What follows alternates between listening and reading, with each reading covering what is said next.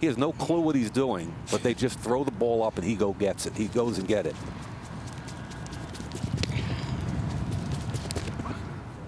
.65, 237. What do you run there, big boy? 4.5 flat.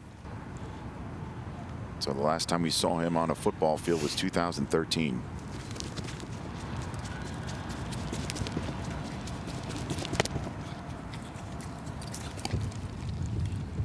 Good number.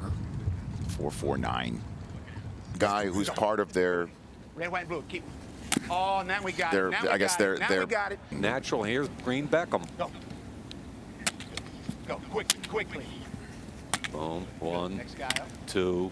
Good. Easy. 3, 4. Catch. You can get up the field, big boy. There's your clean one. There's a clean one. Michael Irvin, the floor is yours. Slant. Catch it. Come on, man. Speed out. Okay. Catches it on the back hip.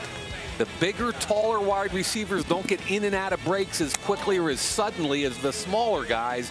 Where they beat you up is right here, outside the numbers, working against 5'10" corners. Ball was overthrown, certainly not on him.